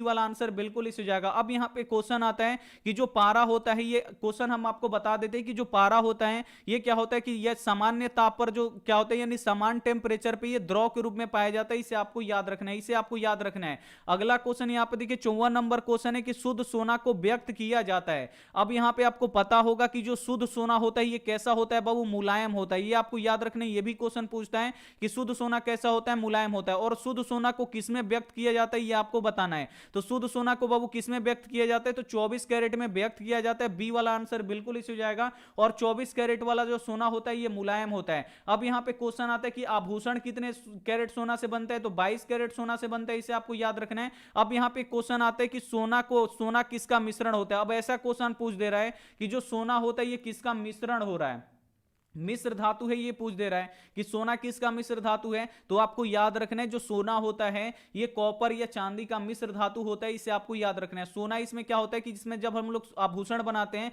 तो 22 कैरेट सोना लेते हैं और 2 कैरेट इसमें क्या मिला देते हैं, तो तांबा या चांदी मिला देते हैं। इसे आपको याद रखना है। तो अब ये क्वेश्चन पूछ रहा है, इसे आपको याद रखना है। अगला क्वेश्चन यहां पे देख लीजिए। अगला क्वेश्चन है 55 नंबर कि सोना निम्नलिखित में से किस द्रव में घुलता है, और इसे भी आपको याद रखना है। काफी इंपॉर्टेंट क्वेश्चन है कि जो बाबू सोना होता है ये किस में घुलता है। तो सोना बाबू किस में घुलता है, तो ये अम्ल राज में घुलता है। इसे आपको याद रखना है। ए वाला आंसर बिल्कुल इसी जगह। मोस्ट वीवीआई क्वेश्चन है। बाकी सोना कहीं पे भी नहीं घुलता है, केवल अम्ल राज में घुलता है। इसे आपको याद रखना है। और जो अम्ल राज होता है बाबू ये किससे मिलकर बना होता है, ये भी क्वेश्चन आता है। तो सांद्र सल्फ्यूरिक अम्ल और सांद्र नाइट्रिक अम्ल का उपयोग से मिलाकर जब इन दोनों को मिलाते हैं तब ये बनता है अम्ल राज। इसे आपको याद रखना है। और अम्ल राज का बाबू अनुपात कितना होता है, HNO3 और HCl का। तो जो HCl होता है बाबू इसमें 3 लिए जाते हैं, यानी सांद्र सल्फ्यूरिक अम्ल कितना लिया जाता है, 3 के अनुपात में लिया जाता है। तो नाइट्रिक अम्ल कितना लिया जाता है, तो ये 1 अनुपात में लिया जाता है। जब इसको इस अनुपात में मिलाया जाता है तो अम्लराज बनता है। और जो अम्लराज होता है ये क्या करता है, ये सोना को घुला देता है। अगर हम लोग उसमें उंगली डालेंगे तो हमारा उंगली क्या हो जाएगा, उंगली का जो यहाँ पे हड्डी होता है वो भी क्या हो जाएगा, उसमें घुल जाएगा। इतना ये खतरनाक होता है। इसे आपको यहाँ पे याद रखना है। अगला क्वेश्चन देख लीजिए। अब यहाँ पे देखते होंगे कि लड़कियों पे एसिड अटैक होता है। तो बाबू जो एसिड होता है, जो अम्ल होता है बाबू, ये बहुत ही खतरनाक होता है। अगर ओरिजिनल एसिड अगर आपके देह पे पड़ जाएगा, ओरिजिनल अम्ल अगर आपके देह पे पड़ जाएगा तो मांस से बाबू हड्डी भी क्या करता है, गला देता है। इसे आपको याद रखना है। तो जो एसिड होता है बाबू ये बहुत ही खतरनाक होता है। इसे आपको याद रखना है। अगला क्वेश्चन देखिए कि निम्नलिखित में से कौन अति ज्वलनशील है। अब इसमें से आपको बताना है कि कौन इसमें अति ज्वलनशील है। तो जो श्वेत फास्फोरस होता है ये अति ज्वलनशील होता है। यहाँ पे बी वाला आंसर बिल्कुल इस हो जाएगा। अब यहाँ पे क्वेश्चन आता है कि फास्फोरस का सूत्र क्या होता है, तो P4 होता है। और फास्फोरस को कहां पे रखा जाता है, तो इसको कहां पे रखा जाता है, जल में डुबा के रखा जाता है। अब यहाँ पे एक गांव का हम आपको बात बताते हैं। आप लोग खेला मदारी देखते हैं, कितना बच्चा यहाँ पे खेला मदारी देखता है? आप लोग यहाँ पे आप लोग बता दीजिए कि इसमें से कितना बच्चा खेला मदारी देखा है बचपन में। तो वो क्या करते हैं, एक पियाली लेते हैं और इसमें क्या करते हैं कि यहाँ पे पहले से इसमें फास्फोरस यहाँ पे क्या करते हैं, डाले हुए रहते हैं। इसमें क्या करते हैं कि फास्फोरस यहाँ पे पहले से डाले होते हैं और इसमें क्या करते हैं, अंगूठी डाल देते हैं और इसमें क्या करते हैं कि इसमें से यहाँ पे क्या करते हैं, पानी मारते हैं। जैसे पानी मारते हैं इस पे एक कपड़ा लगा देते हैं और इस पे पानी मारते हैं। जैसे ही पानी मारेंगे तो इसमें से क्या होता है कि जो फास्फोरस होता है वो जलने लगता है और क्या होता है कि धुआं निकलने लगता है। क्या होता है बाबू, धुआं निकलने लगता है। तो यही क्या होता है, लोग समझते हैं कि वहां पे वो जादू दिखा रहे हैं, तो जादू नहीं होता है बाबू। ये क्या करता है कि उसमें फास्फोरस पहले से ही रखा रहता है, उस पर पानी छिड़कता है और जैसे ही पानी छिड़कता है वो क्या करता है, यहाँ पे जलना स्टार्ट कर देता है। तो ये आपको यहाँ पे याद रखना है। अगला क्वेश्चन यहाँ पे देख लीजिए। अगला क्वेश्चन है कि हमारे शरीर का पीएच परास किसके बीच में कार्य करता है, ये आपको बताना है। जल्दी से इसका आप लोग आंसर बता दीजिए। यहां पे आपको बताना है कि हमारे शरीर का जो पीएच परास होता है ये कितने के बीच में कार्य करता है। तो कितने के बीच में कार्य करता है, तो 7 से 7.8 के बीच में कार्य करता है। बहुत इंपॉर्टेंट क्वेश्चन है, डी वाला आंसर बिल्कुल इसी हो जाएगा। अगला क्वेश्चन देखिए कि टिंडल प्रभाव प्रकाश की कौन सी परिघटना को दर्शाता है। तो जो बाबू टिंडल प्रभाव होता है ये प्रकाश की कौन सी परिघटना को दर्शाता है, तो प्रकाश के प्रकीर्णन को दर्शाता है। डी वाला आंसर बिल्कुल इसी हो जाएगा। और जो हमारा आकाश होता है ये नीला किसके कारण से दिखाई देता है, तो ये प्रकाश के प्रकीर्णन के कारण से दिखाई देता है। और किस रंग का प्रकीर्णन सबसे अधिक होता है, तो आपको याद रखना है नीले रंग का प्रकीर्णन अधिक होता है। अब यहां पे क्वेश्चन आता है कि प्रकाश के परावर्तन के कितने नियम होते हैं, तो प्रकाश के परावर्तन के 2 नियम होते हैं, इसे आपको याद रखना है। और प्रकाश के अपवर्तन के कितने नियम होते हैं, तो प्रकाश के अपवर्तन के भी 2 ही नियम होते हैं, तो इसे भी साथ में यहां पे आपको याद रखना है। अगला क्वेश्चन देखिए काफी इंपॉर्टेंट क्वेश्चन है और ये आपके सेंटअप एग्जाम में भी पूछा गया था और जो ऑफिशियल मॉडल पेपर निकला था उसमें भी ये क्वेश्चन आया हुआ था कि धातु के ऑक्साइड होते हैं। उसमें इस तरह पूछा गया था कि धातु के ऑक्साइड सामान्यतः होते हैं। तो धातु के ऑक्साइड बाबू सामान्यतः कैसे होते हैं, तो क्षारीय होते हैं, इसे आपको याद रखना है। ए वाला आंसर बिल्कुल इसे हो जाएगा। और जो अधातु होते हैं इसके जो ऑक्साइड होते हैं ये अम्लीय होते हैं बाबू, याद रखना है। काफी इंपॉर्टेंट क्वेश्चन है। अगला क्वेश्चन देखिए कि प्राकृतिक रबड़ बहुलक है। अब यहां पे आपको बताना है कि जो प्राकृतिक रबड़ होता है बाबू ये किसका बहुलक होता है, ये आपको बताना है। तो जल्दी से इसका आप लोग आंसर बता दीजिए। काफी इंपॉर्टेंट क्वेश्चन है ये आपके फाइनल बोर्ड परीक्षा के लिए। तो जो बाबू प्राकृतिक रबड़ होता है ये आइसोप्रीन का बहुलक होता है। किसका होता है, आइसोप्रीन का बहुलक होता है, इसे आपको याद रखना है। अब यहां पे क्वेश्चन आ जाता है कि किस राज्य में रबड़ की खेती सबसे अधिक होती है, तो रबड़ की खेती केरल में सबसे अधिक होती है। और रबड़ किससे बनता है बाबू, तो पेड़ पौधे के दूध से बनता है, इसे आपको याद रखना है। एक लेक्टस नामक पेड़ पाया जाता है उसके दूध से बनता है, इसे आपको याद रखना है। यहां पे देखिए अधातु पूछा गया है बाबू, यहां पे हम धातु बोल दिए होंगे लेकिन यहां पे अधातु पूछा गया है। तो यहां पे देखिए जो अधातु होता है बाबू इसका जो ऑक्साइड होता है, यहां पे हम तो बताए ही थे, यहां पे हमसे धातु शायद बोला गया होगा। तो यहां पे देखिए जो अधातु होते हैं इसके ऑक्साइड अम्लीय होता है, इसे आपको याद रखना है। बी वाला आंसर बिल्कुल इसे हो जाएगा। और जो धातु होता है बाबू इसका ऑक्साइड कैसा होता है, क्षारीय होता है। ये गलती नहीं है, यहां पे हम शायद धातु बोल दिए हैं, अधातु की जगह पे धातु बोल दिए थे। चलिए यहां पे क्या हो जाएगा, ए वाला आंसर बिल्कुल इसे हो जाएगा। अगला क्वेश्चन देख लीजिए। अगला क्वेश्चन है कि ओम के नियम को परिभाषित करने में किसका मान अचर रहता है। तो जब हम लोग ओम का नियम परिभाषित करते हैं कि नियत, यहां पे देखिए नियत ताप और दाब पर, तो यहां पे सबसे पहले ही आता है कि नियत ताप और दाब पर। नियत क्या होता है बाबू, अचर होता है, अचर को ही नियत बोला जाता है, यानी समान टेम्परेचर पे। तो ये क्या होता है हमारा, क्या हो जाएगा यहां पे जो ताप होता है बाबू, तो ये क्या हो जाता है हमारा अचर राशि होता है। यहां पे सी वाला आंसर क्या हो जाएगा, यहां पे बिल्कुल इसी हो जाएगा। ओम के नियम में किसका मान अचर होता है, तो ताप का मान अचर होता है। और ओम का नियम क्या होता है बाबू, तो V = IR होता है, इसे आपको याद रखना है। अगला क्वेश्चन देखिए काफी इंपॉर्टेंट क्वेश्चन है और ये क्वेश्चन आपको याद रखना है कि लार में निम्नलिखित में से कौन सा एंजाइम पाए जाते हैं। अब यहां पे आपको बताना है कि हम लोग इमली खाते हैं या ऐसे बोलते हैं, या हम क्या करते हैं, बोलते बोलते क्या होता है कि मुंह में यहां पे लार निकल आता है। सभी बच्चों का नाम लार निकलने आ जाता है। अब यहां पे हम इमली बोलेंगे तो सभी बच्चे का लार निकल जाएगा। तो यहां पे देखिए जो इमली होता है लार निकलने लगता है। तो लार में कौन सा एंजाइम पाया जाता है ये आपको बताना है। तो लार में बाबू कौन सा एंजाइम पाया जाता है, तो टाइलिन पाया जाता है, इसे आपको याद रखना है। लार में कौन सा एंजाइम पाया जाता है, टाइलिन पाया जाता है। अभी तक किसी बच्चे का भाई लार नहीं निकला, क्या बात है। आज लग रहा है आज इमली आप लोग एकदम आज मूड में है, बहुत ही बढ़िया। एक बच्चा का यहाँ पे निकल भी गया, बहुत ही बढ़िया। अब निकल रहा है कहने पे, यहाँ पे बच्चों का यहाँ पे लार निकल रहा है, बहुत ही बढ़िया। अब यहाँ पे क्वेश्चन आता है कि मुंह में अब देखिए हमारा भी निकलने लगा।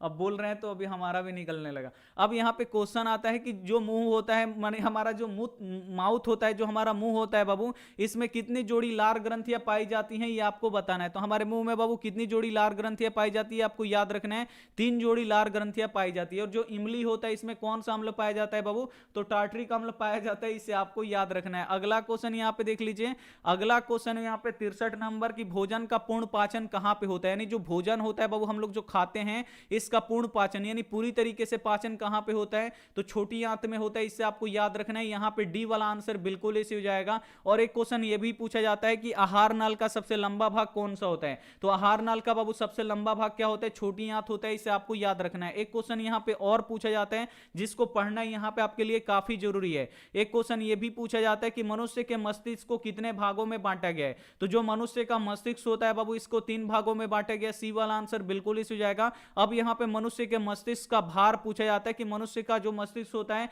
इसका कितना भार होता है, तो 1.4 केजी होता है, इसे आपको याद रखना है। अगर ग्राम में पूछे तो बाबू 1400 ग्राम होता है। अगर लड़कियों का अगर दिमाग पूछा जाए कि लड़कियों का दिमाग या औरतों का दिमाग कितना होता है, तो 1350 ग्राम होता है, नहीं लड़कों से क्या होता है 50 ग्राम दिमाग कम होता है, इसे आपको यहां पे याद रखना है। इसीलिए जो लड़कियां होती है जल्दी से समझ नहीं पाती हैं कुछ भी, और लड़के होते हैं जो फटाक से समझ लेते हैं।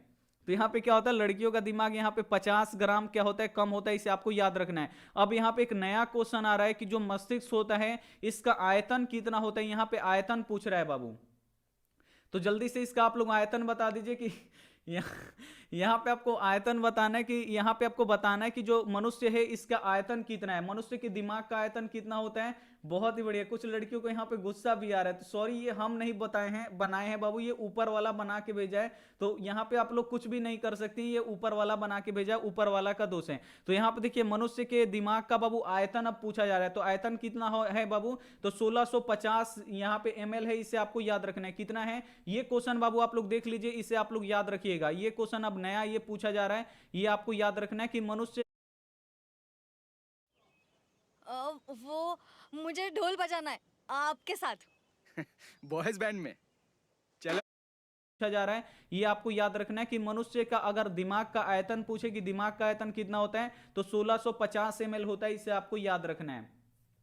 लेकिन हर बार लड़कियां टॉपर ही होती है, तो ये भी बात सही है बाबू, यहाँ पे रिकॉर्ड है कि कोई लड़का यहाँ पे टॉपर हो जाए, और वो भी बिहार बोर्ड में। ये भी बाबू यहाँ पे देना है कि जो मास्टर होता है ये लड़कियों के पक्ष में बहुत ज्यादा होते हैं। लड़कियां कितना भी, एक तो लड़कियों का राइटिंग अच्छा होता है, इससे नंबर मिल जाता है, और जो चेक करने वाले होते हैं वो भी क्या करते हैं कि लड़कों का नंबर जानबूझ के काट लेते हैं। यहाँ पे लड़कों का नंबर जानबूझ के काट लेते हैं, और जो लड़कियां होती हैं उनको दे दिया जाता है नंबर, ये भी होता है, ये भी होता है। तो जितनी लड़कियां हैं आज हम पे क्या हो जाएंगी, आज गुस्सा हो जाएंगी, इतना तो कंफर्म है।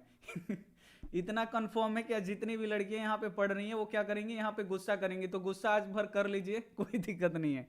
अगला यहाँ पे देख लीजिए, अगला क्वेश्चन यहाँ पे 65 नंबर क्वेश्चन है कि अंतःस्रावी ग्रंथियां होती हैं। अब यहाँ पे आपको अब हो गया भाई, कमेंट देख रहे हैं तो हमको हंसी आ रहा है, कुछ बच्चे यहाँ पे हंस रहे हैं, कुछ बच्चे यहाँ पे गुस्सा कर रहे। सॉरी अगर लड़कियों को बुरा लगा हो तो सॉरी। चलिए, अंतःस्रावी ग्रंथियां होती है बाबू, अंतःस्रावी ग्रंथियां में क्या होती है बाबू, ये नलिका विहीन होती है, इसे आपको याद रखना है। यहाँ पे ए वाला आंसर बिल्कुल इस हो जाएगा, और अंतःस्रावी ग्रंथि से हार्मोन निकलता है, इसे आपको यहाँ पे याद रखना है।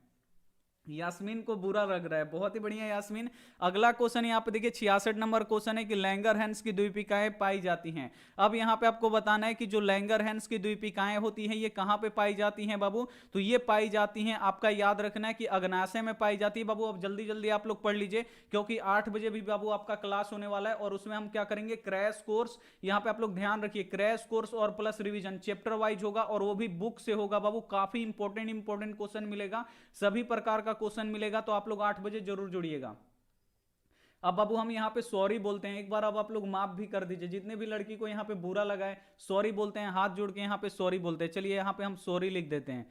चलिए, यहाँ पे ये बाबू हंसाने के लिए होता है, लेकिन ये सही भी है कहीं तक, ये कहीं तक सही भी है कि जो एग्जामिनर होते हैं वो क्या करते हैं, नंबर लड़कियों को ज्यादा देते हैं। अगला क्वेश्चन देखिए, यहाँ पे स्त्रियों का लिंग गुणसूत्र होता है। अब यहाँ पे आपको बताना है कि स्त्रियां का जो लिंग गुणसूत्र होता है ये कौन कौन होता है। तो यहाँ पे देखिए स्त्रियों का जो लिंग गुणसूत्र होता है ये XX होता है, इसे आपको याद रखना है। ए वाला आंसर यहाँ पे बिल्कुल ऐसे हो जाएगा। और पुरुषों का क्या होता है बाबू, तो ये XY होता है। अब यहाँ पे क्वेश्चन आता है कि किसमें लिंग गुणसूत्र का पूर्ण जोड़ा पाया जाता है, तो स्त्रियों में बाबू लिंग गुणसूत्र का पूर्ण जोड़ा पाया जाता है, इसे आपको याद रखना है।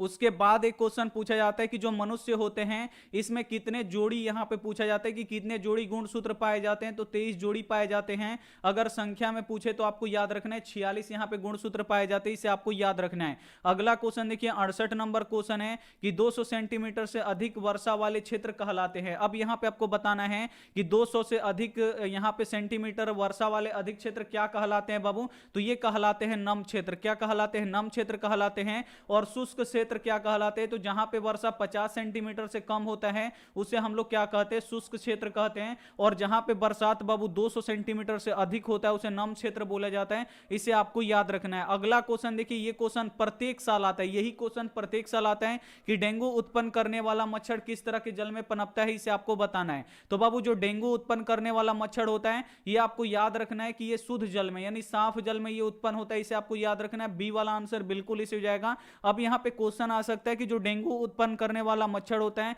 तो इससे जो डेंगू बुखार होता है वो शरीर में किसकी कमी को करता है, तो ये क्या करता है कि जो डेंगू बुखार होता है ये शरीर का जो प्लेटलेट्स होता है बाबू इसको कम कर देता है, इसे आपको याद रखना है। अगला क्वेश्चन देखिए, अब इसे आपको याद रखना है और इस क्वेश्चन का आंसर देखते हैं कि कौन सा बच्चा यहां पे सही बताता है।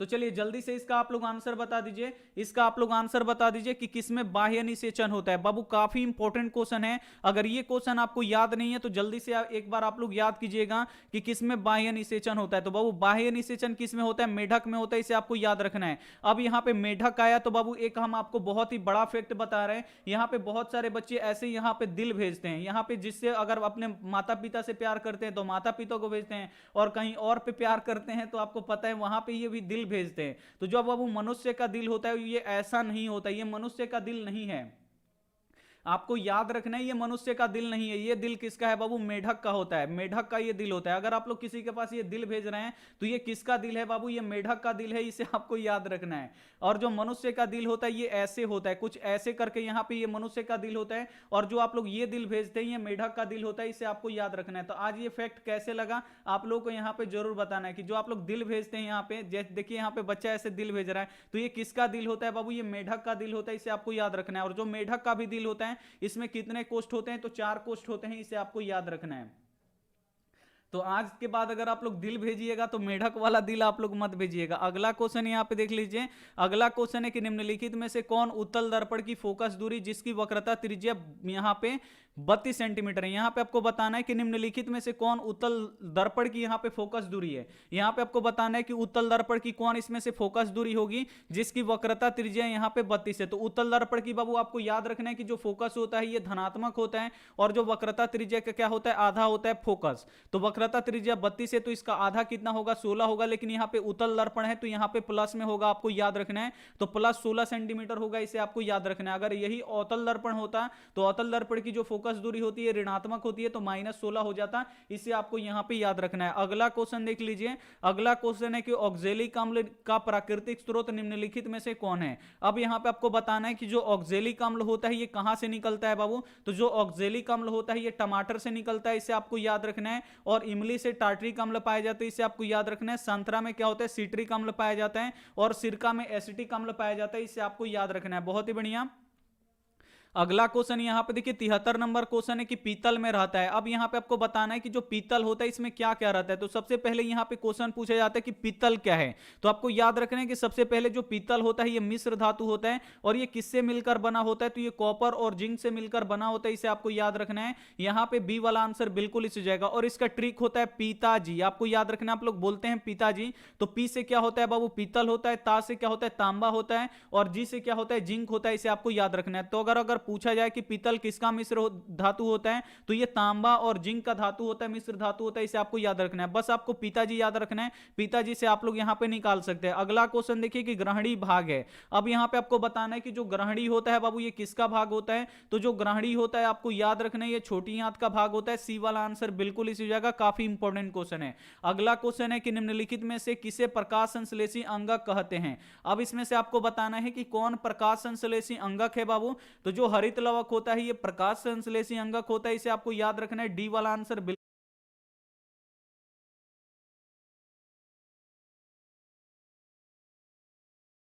बिल्कुल इसी हो जाएगा। अब यहाँ पे एक क्वेश्चन आता है कि पेड़ पौधों में प्रकाश की किरणों को कौन अवशोषित करता है। तो पेड़ पौधों में बाबू प्रकाश की किरणों को कौन अवशोषित करता है, तो हरित लवक करता है। इसे आपको याद रखना है, काफी इंपॉर्टेंट है। अगला क्वेश्चन देख लीजिए। अगला क्वेश्चन है कि दांत अस्थि क्षय का कारण है। अब यहां पे आपको बताना है कि जो हमारे दांत होते हैं बाबू ये अस्थि क्षय होते हैं, यानी दांत जो हमारा होता है खराब होता है। तो किसके कारण से होता है, तो ये ज्यादा मीठा चीज खाने से, यानी जो बच्चे होते हैं ज्यादा चॉकलेट खाते हैं तो उनका दांत आप लोग देखते होंगे कि वो खराब हो जाता है, सड़ जाता है। उसके बाद बैक्टीरिया के द्वारा अम्लों का निर्माण। अब क्या होता है कि कुछ लोग यहाँ पे ब्रश नहीं करते हैं, तो इसके कारण क्या होता है कि बैक्टीरिया उत्पन्न होते हैं और वो क्या करते हैं कि यहाँ पे अम्ल ज्यादा छोड़ देते हैं, तो दांत खराब होने लगता है। दांतों की सफाई ना करना, ये तीनों कारण से क्या होता है कि जो हमारे दांत होते हैं ये खराब होने लगते हैं। यहाँ पे डी वाला आंसर बिल्कुल इसी हो जाएगा। अब यहां पे क्वेश्चन आता है कि हमारे दांत बाबू कब खराब होने लगता है, यानी हमारे मुंह का पीएच मान कितना होता है कि जब हमारे दांत खराब होने लगते हैं। तो हमारा अगर मुंह का पीएच मान 5.5 से कम होने लगेगा तो हमारा दांत क्या हो जाएगा, खराब होने लगेगा। उसके बाद यहां पे क्वेश्चन पूछा जाता है कि दंत मंजन, यहां पे पूछा जाता है कि जो हम लोग दंत मंजन करते हैं, पेस्ट में हम लोग ब्रश करते हैं उसमें दंत मंजन का प्रयोग करते हैं, यानी पेस्ट का प्रयोग करते हैं। तो पेस्ट बाबू कैसा होता है आपको बताना है। तो जो पेस्ट होता है बाबू ये क्षारीय होता है, इसे आपको याद रखना है। अगला क्वेश्चन देख लीजिए। अगला क्वेश्चन है 77 नंबर की स्वाद कलिकाएं पाई जाती हैं। अब यहां पे आपको बताना है कि जो स्वाद कलिकाएं हैं ये कहां पे पाई जाती हैं। अगर ये आपको नहीं पता है तो इसे आप लोग जरूर याद रखिए कि स्वाद कलिकाएं कहां पे पाई जाती हैं, तो ये जीभ के ऊपर पाई जाती हैं। यहां पे बी वाला आंसर बिल्कुल इसी हो जाएगा। आज ही अपने जीभ के ऊपर ऐसे जीभ निकाल लीजिएगा और शीशा में आप लोग देखिएगा, इसमें क्या होता है कि छोटी छोटी ऐसे लगेगा कि यहां पे दाना निकला हुआ है, जीभ पे ऐसे छोटी छोटी यहां पे दाना निकली होती है और यही क्या होता है बाबू, स्वाद कलिकाएं होती है, जिससे हम लोग खाते हैं मीठा लगता है, तीता लगता है। तो यही बाबू बताता है जो स्वाद कलिकाएं होती है कहां पे होती हैं, तो हमारे जीभ के ऊपर होता है। आज ही आपको क्या करना है, शीशा लेना है और अपने जीभ पे देखना है कि आपकी जीभ पे यहां पे स्वाद कलिकाएं है कि नहीं।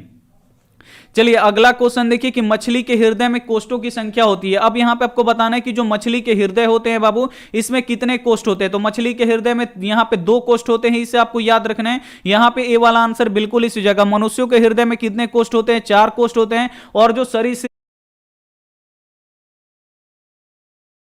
हाँ मम्मी पहुंच गई। क्या चल रहा है? मैं बस पौधों को पानी डाल रहा था।